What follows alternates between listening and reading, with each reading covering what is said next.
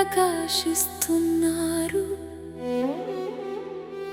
వారు నాకు ఏదో సందేశం పంపుతున్నారు. శ్రద్ధగా ఆలకించాలి, దయచేసి నన్ను ఆటంకపరచకండి. నన్ను వెళ్ళనివ్వండి. ఆ నక్షత్రాల్లో ఎవరెవరు ఉన్నారంటే మా అమ్మ, నాయనమ్మ, అమ్మమ్మ, జేజమ్మ, మేనత్త, మా తాత ముత్తాతలు. ఎలాగూ ఉంటారు మా కుటుంబం నిలబడటం కోసం. వీరందరూ జీవన పోరాటం చేసిన వారే. వారి అనుభవాలన్నీ కథలు కథలుగా మాకు చేరినవే. అయిన వాటిని వింటూ నా ఒడలు పులకరించడమో,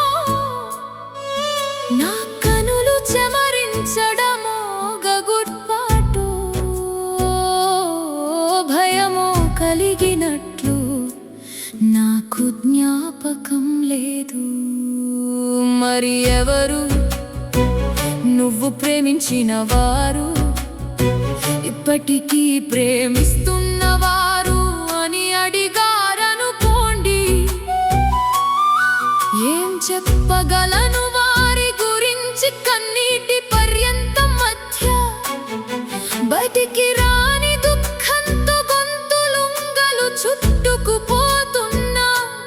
బొంగురు గొంతుతో అయిన వారి అంతులేని కథల గురించి ఆలస్యం లేకుండా చెబుతాను.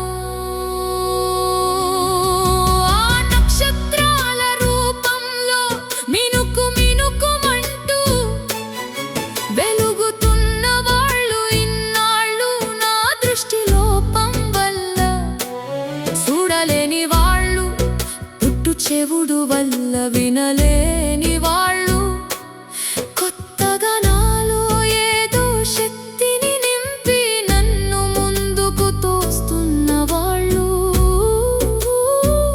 వారు ఎవరంటే, కటిక చీకటిలో మగ్గుతూ కూడా వారి జాతి విముక్తి కొరకు కలలు కన్నవాళ్ళు. వాళ్ళ మార్గంలో అంగుళం అంగుళాన మరమేకులు గుచ్చుకున్న వారి వీపులను చెర్న కోలలు పదే పదే ముద్దెడుతున్న రోజుల తరబడి దాహానికి అలమటించిన జీవితాంతం పదే పదే ఒకే ఒక కలగన్నవారు. సూర్యుడిలా వెలుగు పంచాలనుకునేవారు, చంద్రుడి కాంతిల చల్లగా మృదువుగా మారి వారి గుండె గాయాలపై పూసే నవనీతంలా ఉంటే చాలు అనుకున్నవారు ఎవరంటే, వారెవరంటే Frederick Douglass, Langston Hughes, Sojourner Truth, Martin Luther King, Maya Angelou, Toni Morrison, Oprah Winfrey మొదలగు వారందరూ. ఇంకా నా జ్ఞానం వల్ల తెలుసుకోలేని వారందరూ నాతో తప్పక ముచ్చటిస్తారు. రహస్యంగా కొన్ని, బహిరంగంగా కొన్ని అంటూ ఏమీ లేకుండా.